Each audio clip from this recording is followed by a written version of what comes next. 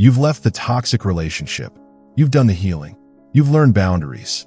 But why? Do you still feel like a child inside when someone disapproves of you? Most empaths don't realize this. It's not your fault you're still stuck, because the part of you that's trying so hard is the same part that was trained to earn love by becoming invisible. And until you see it for what it is, you'll confuse disappearing with compassion. You're 35, maybe 42. You've done therapy. You've left the person who drained you. But something strange happens when someone pulls away. You overthink. You shrink.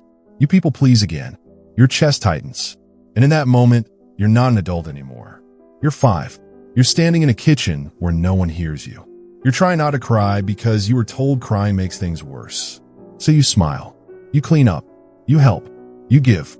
You become what they need, not because you want to, but because that's the only way you felt safe. Picture this. You walk in your childhood home, and immediately your body remembers. The way you had to read the room before speaking. The way you learned to sense tension in the air like a barometric pressure drop. The way you discovered that being good meant being quiet. Being helpful meant being loved. And being needed meant being safe. Your nervous system learned early that other people's emotions were more important than your own. That their comfort mattered more than your truth. That their approval was worth more than your authenticity. This is what Carl Jung's shadow work reveals. Not just the darkness you try to hide, but the survival roles you unconsciously perform to feel worthy of love. Now fast forward. You're in meetings, friendships, love. You feel everything, even what's not yours. And you wonder, why do I keep becoming small, even when I've grown so much? The answer lives in your body. In the way your shoulders tense when someone seems upset. In the way your stomach drops when you sense disapproval. In the way you immediately start calculating what you can do, say, or become to make things better. Take a breath with me. This recognition, it's not failure. It's the first step toward freedom. Carl Jung called it the persona, the mask we wear to survive. But empaths? They didn't just wear the mask. They became it. There's a split inside you. One side is the survival self, always giving, pleasing, adapting. The other is the abandoned self, quiet, hidden, never allowed to take up space. You were never told, it's okay to have needs. You were taught, you're good when you disappear. And so the adult empath still walks into rooms, scanning for emotion, adjusting tone, reading energy, morphing identity. Not out of love, but out of fear that if you're not what they want, you won't be safe. This isn't sensitivity. This is hypervigilance dressed as empathy. And it's exhausting. Let me tell you about Elena. At 38, she was known as the friend everyone called, the therapist everyone trusted, the daughter who always knew what to say. But alone in her apartment at night, she'd stare at the ceiling and think, who am I when no one needs anything from me? Elena had spent so many years feeling other people's emotions that she'd forgotten how to feel her own. She could tell you what her mother needed to hear, what her partner was thinking, what her co-workers were feeling. But ask her what she wanted for dinner? Silence. She'd walk through grocery stores overwhelmed not by choices, but by the realization that she had no idea what she actually craved. She'd been so busy feeding everyone else emotionally that she'd forgotten how to nourish herself. Elena's childhood was textbook empath origin story. Not dramatic abuse, but something more subtle and perhaps more damaging, emotional parentification. Her mother struggled with depression, and Elena learned early that her job was to be the sunshine. Her father worked constantly, and Elena became the bridge between him and the family's emotional needs. By age 7, she was a family translator. By 10, she was the family therapist. By 15, she had no idea who she was when she wasn't fixing someone else's pain. This is what Jung meant when he spoke of the shadow, not the evil parts of us, but the parts we've pushed away to survive. For empaths, the shadow often contains something surprising. Their own needs, their own anger, their own right to take up space. You see, most people think empaths are too giving, but that's not the whole truth. Empaths give because they're terrified of taking. They feel because they're afraid of being felt. They heal others because they don't believe they deserve healing themselves. The wounded empath operates from what Jung called a negative inflation. They've made themselves smaller than they are, pushed down their own needs so far that they've forgotten they exist, while the narcissist inflates themselves to avoid their wounds. The empath deflates themselves for the same reason. And here's what no one tells you. This pattern doesn't come from being too sensitive. It comes from being taught that your sensitivity was too much. So you learn to turn it outward, away from yourself, toward others who felt safer to feel for. Your parents didn't mean to do this. They were probably overwhelmed themselves, doing their best with the tools they had. But somewhere along the way, you learned that your big feelings were inconvenient, that your needs were burdensome, that your job was to make life easier for the adults around you. So you developed what psychologists call false self, a version of you designed to get love. This false self is charming, helpful, intuitive, always available. It's not fake exactly, but it's incomplete. It's you with all the messy, needy, angry, selfish parts carefully edited out. But what happens to a nervous system that's always attuned to everyone else? It forgets how to attune to itself. It mistakes depletion for love. It confuses exhaustion with purpose. It interprets self-abandonment as virtue. And here's the cruel irony. The very sensitivity that makes you such a powerful healer is the same sensitivity that makes you so vulnerable to losing yourself. Because you can feel everything, you assume you should carry everything. Because you can sense what others need, you assume it's your job to provide it. Are you beginning to see? The child inside you who learned to disappear. That child is still running the show. That child is still scanning for danger, still trying to earn love, still believing that their worth depends on their usefulness. That child needs to be seen, not healed, not fixed, not even comforted, just seen, just acknowledged, just told, "You did such a good job keeping us safe." But you don't have to do that anymore. Let's ask the one question that no healing method ever dares to ask. Who are you when no one needs anything from you? Not the helper, not the healer, not the good daughter, not the partner who knows what to say. Just you. Do you even know what that feels like? Because many empaths only feel valuable when they're useful. And here's the truth bomb. Your nervous system doesn't believe safety comes from being seen. It only believes safety comes from being needed. And that belief keeps you forever stuck in your childhood, no matter how hard you try to grow. Think about it. When was the last time you said no without explaining why? When did you last let someone be upset without rushing to fix it? When did you last feel angry without immediately turning it into understanding for the other person? If you're drawing a blank, you're not alone. Because the empath's greatest fear isn't being hurt, it's being useless. It's not being rejected, it's being unnecessary. This is why you can leave the narcissist but still feel drained by your well-meaning friend. Why you can set boundaries with your family but still lose yourself in new relationships. Why you can go to therapy for years but still feel like that scared child when someone withdraws their approval. The wounded empath doesn't just absorb emotions, they absorb responsibility.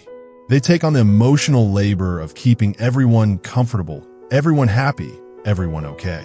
Not because they're saints, but because they learned early that other people's comfort meant their own survival. Jung understood this. He said, "Everything that irritates us about others can lead us to an understanding of ourselves. But what if what irritates you most isn't someone else's behavior? It's your own inability to stop caretaking it? What if the very thing that makes you feel special, your ability to feel so deeply for others, is the same thing keeping you trapped in patterns that no longer serve you?" Here's what happened to Marcus. He was the therapist's therapist, the guy everyone came to with their problems. At 34, he'd built his entire identity around being the wise one, the calm one, the one who always knew what to say. Marcus had a gift for seeing right through people's defenses to their core wounds. He could sense what someone needed to hear, how they needed to be held, what they were too afraid to feel. His friends called him an old soul. His colleagues respected his insight. His clients transformed under his care. But Marcus had a secret. He was dying inside. Not dramatically, quietly. The way a plant dies when it gives all its nutrients to other plants and forgets to root itself. Every day, Marcus would wake up and immediately tune into everyone else's frequency. His roommate's anxiety about work, his mother's loneliness since his father died, his clients' traumas, his friends' relationship dramas. He carried all of it in his body, felt all of it in his nervous system. By evening, he was so full of other people's emotions that he couldn't find his own. He'd sit in his apartment, surrounded by self-help books and meditation cushions, and feel completely empty. Not peaceful empty, hollow empty. One day, his best friend called him, sobbing about another breakup with the same guy she'd been on and off with for 2 years. It was the same conversation they'd had dozens of times. The same patterns, the same insights, the same promises to change that never stuck. And instead of his usual response, dropping everything to listen, offering gentle guidance, holding space for her pain, Marcus felt something unexpected. Rage. Pure, clean rage. "I can't do this right now," he said. The words felt foreign in his mouth.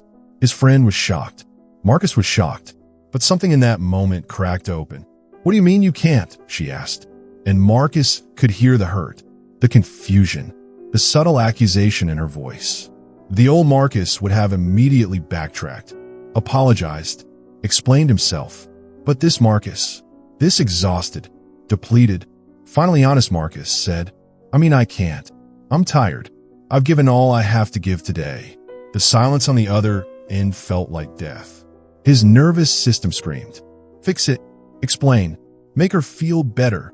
But Marcus sat with the discomfort, the guilt, the fear that he just lost someone he loved by being honest about his limits. That night, Marcus sat with the rage, not to fix it or understand it or transform it into compassion, just to feel it. And beneath the rage, he found something he'd buried so deep he'd forgotten it existed. His own heart, his own needs, his own right to feel tired, overwhelmed, human. For the first time in years, Marcus felt like himself. Not the version of himself that everyone needed, but the version that actually existed when no one was watching. This is what Jung called the encounter with the shadow. Not a meeting with evil, but a meeting with the parts of ourselves we've disowned. For empaths, this often means meeting their own selfishness, their own limits, their own beautiful, necessary human boundaries. The shadow for an empath isn't cruelty, it's selfishness. It's the part that wants things for themselves. It's the part that gets tired of giving. It's the part that sometimes doesn't want to help, doesn't want to listen, doesn't want to be available. And here's the liberation. That shadow isn't wrong. It's not something to overcome. It's something to integrate. Because the empath who has no access to healthy selfishness will inevitably become a martyr. And martyrs don't actually help anyone. They just enable dysfunction while slowly destroying themselves. But what if you don't need to be needed anymore? What if the very thing you've been afraid of, being selfish, is actually the doorway to authentic love? This was the turning point for people like Zara. She spent years healing, reading every book, meditating, going to therapy, learning about boundaries and self-care and nervous system regulation. But the real change didn't come until the day she said no, not out of rebellion, but out of truth. Zara was 29, a nurse, and a designated family problem solver. Her sister would call asking her to babysit. Her mother would call needing emotional support. Her ex would text asking for advice about his new relationship. Her co-workers would ask her to cover their shifts. And Zara said yes to all of it, because saying yes felt like love, because being needed felt like purpose, because disappointing people felt like death. But on this particular weekend, when her sister called asking her to babysit for the 5th weekend in a row, something inside Zara felt different. Maybe it was the exhaustion. Maybe it was the therapy finally sinking in. Maybe it was just the accumulated weight of a lifetime of self-abandonment finally breaking something open. "I can't this weekend," she heard herself say. "I need time for myself." The words felt like speaking a foreign language, like admitting to a crime, like revealing a terrible secret about herself. Her sister's response was immediate. "What do you mean you need time for yourself? You don't have kids. You don't have anything planned. You're just going to sit at home doing nothing while I'm stuck with no babysitter? And there it was. The guilt, the manipulation, the implication that Zara's time, Zara's energy, Zara's life only had value when it was being used for someone else. The old Zara would have caved, would have explained herself, would have found a way to help while feeling resentful about it. But this Zara, this tired, honest, finally awakening Zara, said something revolutionary. Yes, I'm going to sit at home doing nothing. And that's exactly what I need. The silence on the other end felt like judgment, like abandonment, like proof that she was selfish, uncaring, not the good person she'd always tried to be. But Zara sat with the discomfort, the guilt, the fear. She didn't explain herself. She didn't offer alternatives. She didn't try to make her sister feel better about her choice. And something unexpected happened. Nothing broke. Instead, something was born. That weekend, Zara didn't disappear to be loved. She stood still and watched who stayed when she was real. Her sister was angry for a few days, then found another babysitter and moved on. Her mother called to check if everything was okay, and Zara realized her family actually could handle their own problems when forced to. Most importantly, Zara spent that weekend remembering who she was. She slept in. She took a bath. She read a book she'd been wanting to read for months. She cooked herself a meal she actually craved instead of something quick and convenient. And for the first time in years, she felt full. Not from giving to others, but from giving to herself. Not for being useful, but from being human. That weekend was the beginning of Zara's journey back to herself.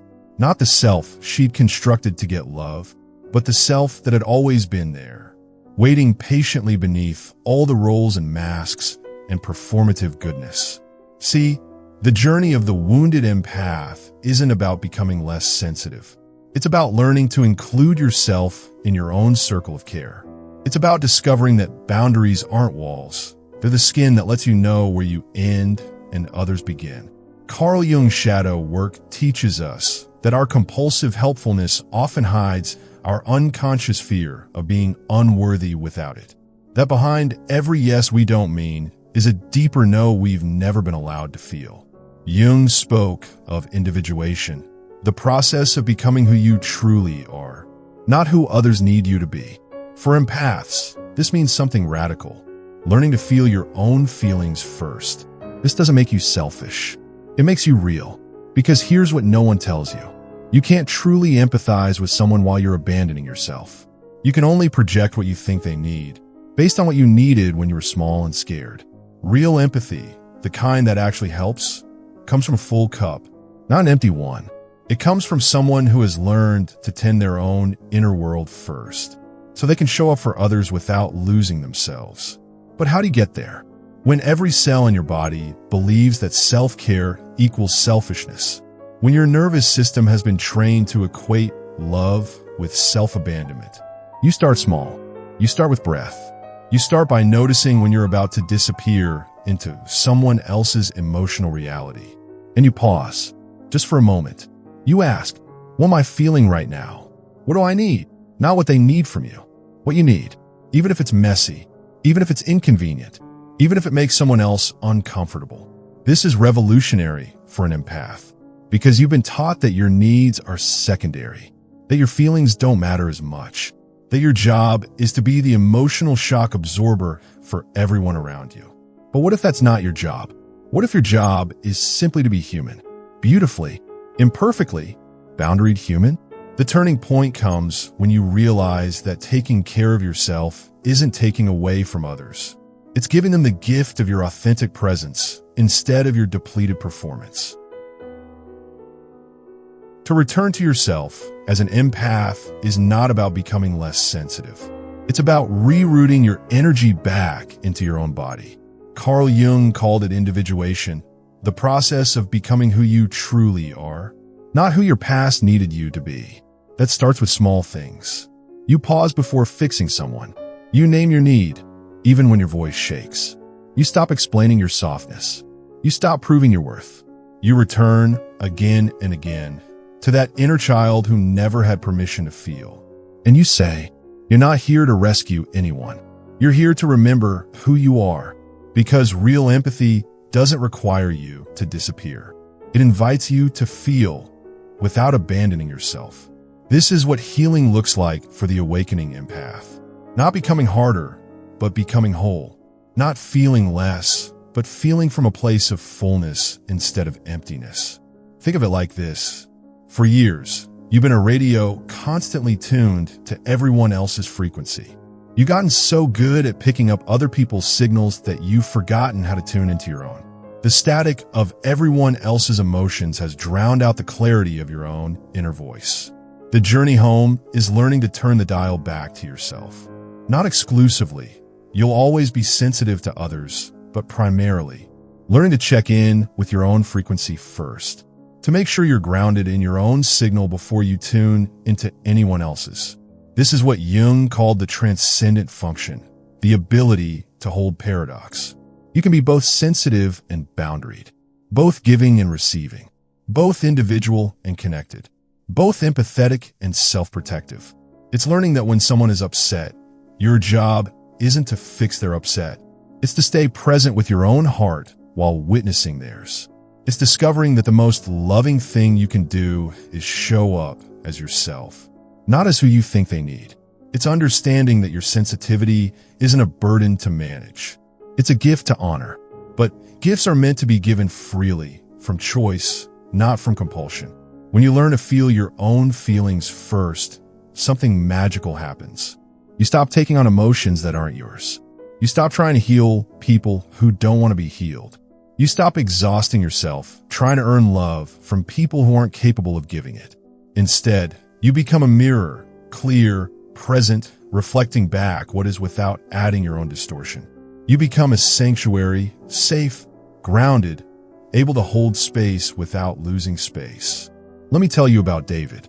At 41, he'd been everyone's go-to person for decades. The friend who always listened, the son who always helped, the partner who always gave. But David was tired, bone deep, soul-level tired. His wake-up call came when his teenage daughter said something that stopped him cold. "Dad, you're always so worried about everyone else being okay that you never seem okay yourself." Out of the mouths of babes, David realized his daughter was right. He was so busy managing everyone else's emotional temperature that he had no idea what his own actually was. That night, David did something he hadn't done in years. He asked himself what he needed, not what his wife needed, not what his kids needed, not what his aging parents needed. What did David need? The answer surprised him. Silence. Space.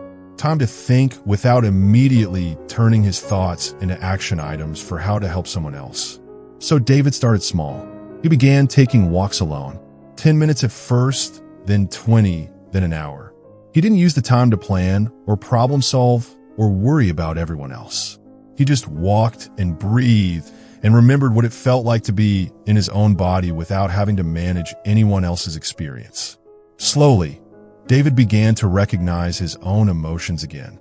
He noticed when he felt angry instead of immediately transforming it into concern for whoever had triggered the anger. He felt sad without rushing to cheer himself up. He felt joy without immediately thinking about how to share it with someone else. This wasn't selfish. This was foundational, because as David learned to attune to himself first, he became more present for others. Not more available, actually less available, because he had boundaries now, but more present, more genuine, more real. His wife noticed the difference. "You seem more here," she said one evening. "Like you're actually with me instead of just trying to make me happy." This is what Jung meant when he spoke of individuation. David was becoming himself. Not the helpful version, not the good version, but the real version. The version that included his needs alongside everyone else's. The version that could say no when no was true, yes when yes was true. The journey of return isn't about becoming someone new. It's about becoming someone you've always been but forgot how to be. It's about peeling back the layers of who you thought you had to be to reveal who you actually are. For too long, you've believed that being an empath means being a martyr. But what if it means being a lighthouse instead? Rooted in your own foundation, shining your own light, guiding others not by sacrificing yourself, but by being magnificently, unapologetically yourself? The wounded empath tries to heal the world. The awakened empath heals themselves first, and in doing so, gives the world permission to do the same. This is your invitation to come home, not to a place, but to a way of being, to a version of empathy that includes you, to a version of love that doesn't require self-abandonment, to a version of service that flows from fullness, not emptiness. The path back to yourself isn't complicated, but it's not easy. It requires saying no when your nervous system screams yes. It requires feeling your own feelings when it's easier to feel everyone else's. It requires disappointing people who are used to you disappearing for their comfort. But here's what awaits you on the other side. Yourself, whole, integrated, boundaried, authentic, still sensitive, but no longer fragmented, still caring, but no longer codependent, still giving, but from choice rather than compulsion. If this spoke to something inside you, it's not random. You're not broken. You're not behind. You're just meeting a deeper layer of your shadow, the Carl Jung shadow, and that means you're ready. So pause today. Don't become useful. Don't disappear to be loved. Let someone else feel what they feel, and let yourself stay whole. Because the most radical thing an empath can do is to stay, without fixing, without shrinking, without explaining. That's not selfish. That's sacred. Jung once said, "The most terrifying thing is to accept oneself completely." For empaths, this means accepting that you have needs, that you have limits, that you have the right to feel your own feelings, without immediately translating them into service for others. This is your invitation home, not to a place, but to yourself, to the part of you that existed before you learned to be good by being gone, to the child who had feelings, before they learned to feel everyone else's instead. You don't need to be fixed. You need to be found. And the person who needs to find you is you. Take a moment right now. Close your eyes. Put your hand on your heart and say, "I'm here. I see you." You don't have to disappear anymore. Feel that. Feel the permission to exist without having to earn it.